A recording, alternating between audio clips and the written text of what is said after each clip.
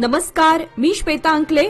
तरुण भारतच्या news bulletin मध्ये आपल्या सर्वांचे स्वागत. आता पाहूया ठळक घडामोडी. पाकिस्तान विरुद्धच्या ऑपरेशन सिंदूरवर भारतीय लष्कराने सोमवारी सलग दुसऱ्या दिवशी पत्रकार परिषद घेतली. लष्कराकडून DGMO lieutenant general Rajiv Ghai, नौदलाकडून व्हाईस ॲडमिरल एन प्रमोद आणि हवाई दलाकडून एअर मार्शल अवधेश कुमार भारती यांनी पुन्हा ऑपरेशन सिंदूरबद्दल माहिती दिली. आमची लढाई दहशतवाद्यांची आहे. आपली लढाई पाकिस्तानी लष्कराशी नाही. जेव्हा पाकिस्तानच्या सैन्याने दहशतवाद्यांना पाठिंबा दिला तेव्हा आम्ही त्याला प्रत्युत्तर दिले, असे स्पष्ट करण्यात आले आहे. युद्ध कोणत्याही कारणासाठी थांबवायला नको होतं, पाकिस्तानला नष्ट करायला हवं होतं, अशी परखड भूमिका विधान परिषद सदस्य बसवराज होरट्टी यांनी अथेनी येथे पत्रकार परिषदेत मांडली. पाकिस्तान विरोधातील सुरू असलेलं युद्ध आंतरराष्ट्रीय दबावाखाली थांबवण्याचा निर्णय चुकीचा होता, असं त्यांनी स्पष्ट केलं. पाकिस्तान कधीच आपला मित्र नव्हता, तो नेहमी आपल्यासाठी धोका ठरला आहे, असे म्हणत त्यांनी पाकिस्तानच्या भूमिकेवर तीव्र शब्दात टीका केली. अमेरिकेचे अध्यक्ष डोनाल्ड ट्रम्प यांच्या मध्यस्थीच्या भूमिकेवरही त्यांनी नाराजी व्यक्त करत, ट्रम्प कोण आहेत आपल्याला थांबवायला? आम्ही काही सांगितलं तरी ते ऐकतात का, असा सवाल त्यांनी उपस्थित केला. मोदी सरकारने कठोर निर्णय घ्यायला हवा होता. दहशतवादाचा बिमोड करण्यासाठी आंतरराष्ट्रीय समुदायानं एकत्र यावं, अशी मागणीही त्यांनी केली. जम्मू काश्मीरच्या पहलगाममध्ये झालेल्या दहशतवादी हल्ल्यानंतर सुरू झालेल्या अघोषित युद्धाच्या पार्श्वभूमीवर भारतीय सैनिकांचे कुटुंबीय रविवारी बेळगावमध्ये परतले. ते बेळगाव रेल्वे स्थानकावर पोहोचताच पत्रकारांशी संवाद साधला. सीमा निकम म्हणाल्या की आम्ही पाकिस्तानच्या सीमेपासून अवघ्या 25 किलोमीटर अंतरावर होतो. सध्या सैनिकांना फार त्रास सहन करावा लागत आहे. युद्ध होऊ नये अशीच प्रार्थना आहे. तर अश्विनी हळीगेरी यांनी सांगितले की सायरन वाजला की आम्हाला अंधारात लपावे लागायचे. सीमेवर भीतीचं वातावरण होते. पतीला एकटे सोडून यावं लागल्याने मनात खूप भीती आणि तणाव आहे. सैनिकांच्या कुटुंबियांनी युद्ध थांबवण्याची आणि शांततेची अपेक्षा व्यक्त केली आहे. बेळगाव येथील संती बस्तवाड येथे धार्मिक ग्रंथ जाळल्याच्या घटनेच्या निषेधार्थ आज सोमवार दिनांक 12 मे रोजी मुस्लिम समाजाच्या शेकडो नागरिकांनी संती बस्तवाड ते चन्नम्मा चौकापर्यंत भव्य निषेध रॅली काढली. शेकडो आंदोलनकर्ते रस्त्यावर उतरून दोषींवर कठोर कारवाईची मागणी करत होते. तणावपूर्ण परिस्थिती लक्षात घेता पोलीस आयुक्त याडा मार्टिन यांच्या नेतृत्वाखाली कडेकोट पोलीस बंदोबस्त तैनात करण्यात आला होता. पोलिसांकडून घटनेची सखोल चौकशी सुरू असून समाजात शांतता आणि सौहार्द कायम राखण्याचं आवाहन प्रशासनानं केलं आहे. विविध सामाजिक संघटनेच्या माध्यमातून जिल्ह्यात तिरंगा रॅलीचं आयोजन करण्यात आलं आहे. भारत आणि पाकिस्तान यांच्यातील युद्धजन्य परिस्थितीत सैन्य दलाच्या समर्थनार्थ आणि भारतीय जवानांचे मनोबल वाढवण्यासाठी बैलहुंगर शहरात तिरंगा रॅलीचं आयोजन करण्यात आले होते. भारताने ऑपरेशन सिंदूरच्या माध्यमातून पहलगाम हल्ल्याचा बदला घेतला. त्यानंतर भारतीय सैन्य दल आणि भारत सरकारच्या समर्थनार्थ शहरातील अनेक गल्ल्यातून ही रॅली काढण्यात आली. यावेळी भारत माता की जय अशा जोरदार घोषणा देण्यात आल्या. बेळगाव शहरातील काळी अमराई भागातील खासगी वृत्तवाहिनीच्या कार्यालयात रविवारी भर दिवसा चकित करणारी चोरीची घटना घडली आहे. 8 महिलांनी मिळून सुमारे 4.5 लाख रुपयांचं साहित्य चोरून पोबारा केलाय. पोलिसांच्या प्राथमिक तपासानुसार या महिलांचा भंगार गोळा करणाऱ्या टोळीसोबत संबंध असण्याचा संशय व्यक्त करण्यात आलाय. चोरीमध्ये 2 बॅटऱ्या, 4 सॉकेट्स तसेच विविध लहान मोठ्या केबल चोरण्यात आल्या असून सर्व साहित्य कार्यालयाच्या गोडाऊनमधून चोरीस गेलं आहे. पोलिसांनी या घटनेचा तपास सुरू केला असून परिसरातील सीसीटीव्ही फुटेजच्या आधारे आरोपी महिलांचा शोध घेतला जात आहे. मान्सून सुरू होण्यास काहीच दिवस शिल्लक आहेत. मात्र बेळ्ळारी नाल्याचं काम अद्याप सुरू झालेलं नाही. त्यामुळे शेतकऱ्यांमध्ये प्रचंड चिंता निर्माण झाली असून यावर्षी देखील पावसाळ्यात या समस्येला सामोरं जावं लागणार आहे. अनगोळ, शहापूर, वडगाव, जुने बेळगाव आणि हलगा आदी भागातील शेतकऱ्यांच्या पिकांचे मोठं नुकसान होत असते. त्यामुळे नाल्याचा विकास व्हावा यासाठी शेतकऱ्यांनी अनेक वेळा निवेदनं देऊन आंदोलने केले. त्यानुसार यावर्षी विकास होणार असं प्रशासनानं सांगितलं होतं. मात्र पावसाळा तोंडावर आला तरी देखील विकासाला मात्र सुरुवात करण्यात आलेली नाही. त्यामुळे शेतकरी वर्ग आतापासूनच चिंतेत आहे. पोहायला गेलेल्या तरुणांपैकी एक जण बुडाल्याची घटना गोकाक तालुक्यातील कोण्णूर येथे घडली असून त्यातील दोघांना वाचवण्यात यश आलंय. आज सोमवारी दुपारी हा प्रकार घडला. मनोज लक्ष्मण नायक वय 15 रेल्वे स्टेशन कोन्नूर याचा या घटनेमध्ये मृत्यू झाला आहे. याची माहिती मिळताच कोन्नूर येथील स्थानिक मच्छीमार आणि गोकाक अग्निशमन दलाने घटनास्थळी धाव घेऊन शोध मोहीम राबवली. स्थानिक ग्रामस्थांच्या मदतीने मृत युवकाचा शोध घेण्यात आला असून पोलीस पुढील तपास करत आहेत. बेळगाव शहराजवळील देसूर येथील ग्रीन पार्क येथे आपल्याला एनए लेआउट झालेले 30 बाय 40 फूट आणि 40 बाय 60 फूट या आकारातील रेसिडेन्शियल प्लॉट्स उपलब्ध आहेत. तेही 100% कायदेशीर, टाउन प्लॅनिंग अप्रुव्हल आणि KJP नंबर प्राप्त झालेले. तसेच 40 फीट रुंद कॉन्क्रीटचे रस्ते, LED street lights, borewell, play area आणि भरपूर स्पेशियस पार्किंग. त्यामुळे हा प्रोजेक्ट नसून ही आहे भविष्यातील सुवर्ण संधी. अधिक माहितीसाठी आजच संपर्क साधा. Lokmanya realty, shop number 6, Krish resides, Somwar Peth, Tilakwadi, Belgaum. नवे पाऊल नवा संकल्प लोकमान्य सोसायटी सादर करत आहे. लोकमान्य शुभारंभ ठेव योजना, जी देते तुमच्या ठेवीवर आकर्षक व्याज. ज्येष्ठ नागरिकांसाठी 0.5% अधिक व्याज. अधिक माहितीसाठी कॉल करा 1800-212-4050. लोकमान्य, जिथे पैसा वाढतो आणि नातं वृद्धिंगत होतं. KLE academy of higher education and research अंतर्गत एम कंकणवाडी आयुर्वेद महाविद्यालयात 11वा आंतरराष्ट्रीय योग दिन उत्साहात साजरा करण्यात आला. योगोत्सव या विशेष उपक्रमांतर्गत विविध योगासने, प्राणायाम व आरोग्यविषयक मार्गदर्शनाचे आयोजन करण्यात आले होते. कार्यक्रमाच्या उद्घाटन प्रसंगी प्रमुख पाहुणे म्हणून योग प्रशिक्षक, वैद्यकीय अधिकारी आणि संस्थेचे वरिष्ठ पदाधिकारी उपस्थित होते. विद्यार्थ्यांसह प्राध्यापक आणि कर्मचाऱ्यांनी मोठ्या संख्येने सहभागी होत योगाभ्यास केला. योगोत्सव उपक्रमामध्ये शारीरिक आणि मानसिक आरोग्याच्या जपणुकीसाठी योगाची महत्त्वपूर्ण भूमिका अधोरेखित करण्यात आली. काल बेळगाव जिल्ह्यात अनेक ठिकाणी वादळी वाऱ्यासह जोरदार पाऊस झाला. यामुळे रब्बी पिकांचं नुकसान झालं. आज सोमवारी बेळगाव शहर इतर भागामध्ये वातावरण बदललं आहे. काही ठिकाणी पावसाचा शिडकावा झाला. सकाळपासून ढगाळ वातावरण निर्माण झालं होतं. शहरात कमाल तापमानाने 34 ते 36 अंश सेल्सिअसचा टप्पा गाठला होता. हे तापमान सरासरीपेक्षा तब्बल 4 अंशांहून अधिक होतं. त्यामुळे पुढील 24 तासात ढगाळ वातावरण आणि पावसामुळे वाढलेला उन्हाचा चटका कमी होईल. काही भागामध्ये गारपीट होण्याची शक्यता आहे. भारत आणि पाकिस्तान यांच्यात युद्धबंदी करार झाल्यामुळे आज सोमवार दिनांक 12 मे रोजी भारतीय बेंचमार्क निर्देशांक सेन्सेक्स आणि निफ्टी 50 जोरदार वाढीसह उघडलं. याशिवाय निर्देशांकामध्ये HDFC बँक, रिलायन्स इंडस्ट्रीज आणि ICICI बँक सारख्या शेअर्सच्या वाढीमुळेही बाजाराला पाठिंबा मिळाला.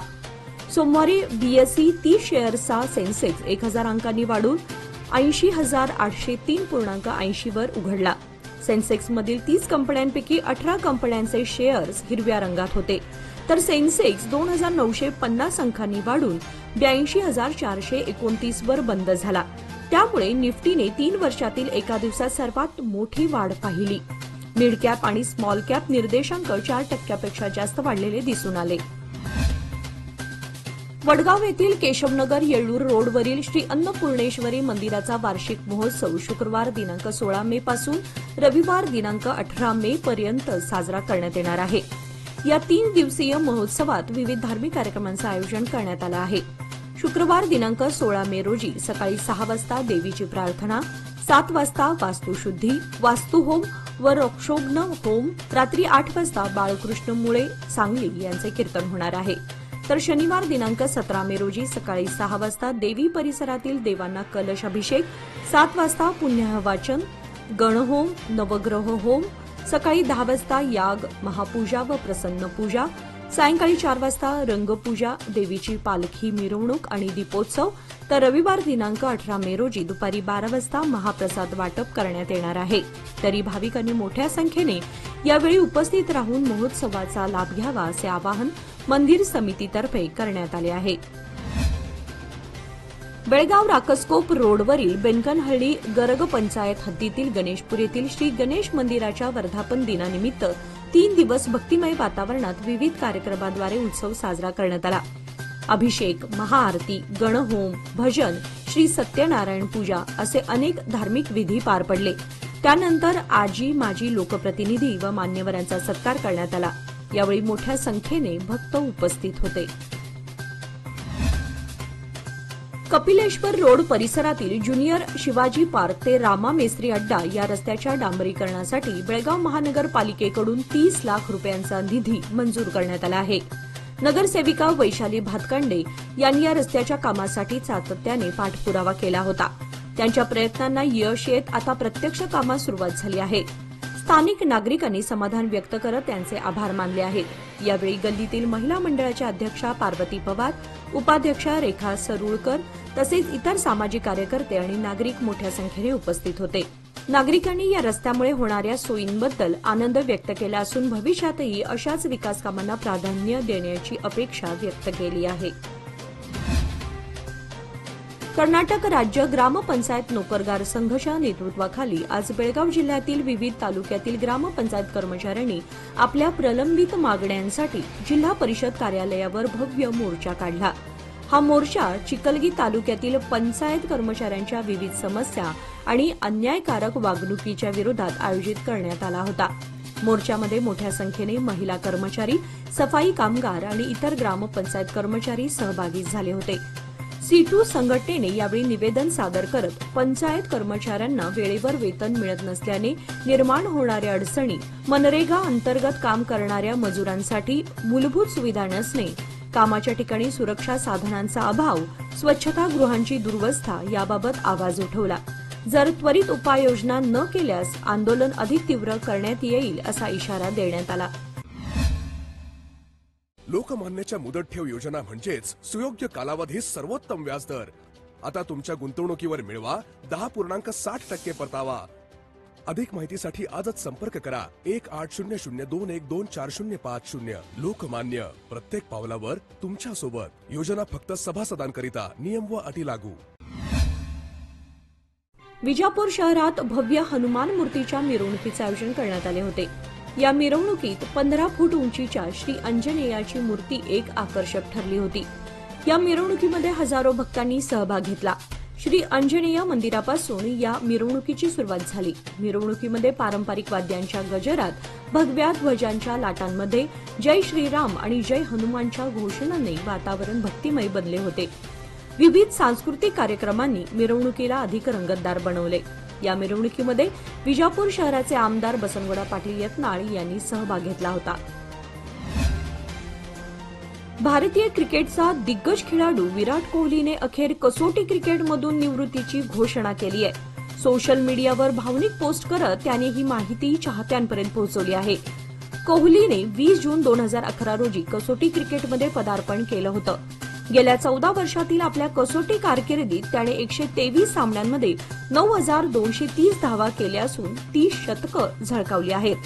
आपल्या आक्रमक आणि समर्पित खेळाने त्याने भारतीय संघाला अनेक निर्णायक विजय मिळवून दिले.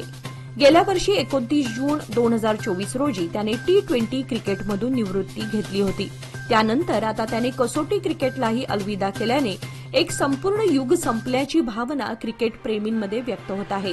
भारतीय क्रिकेटसाठी विराट कोहलीची कसोटी कारकीर्द प्रेरणादायी ठरली असून त्याच्या योगदानाचं स्मरण सर्वसामान्य क्रिकेट प्रेमींना कायम राहील.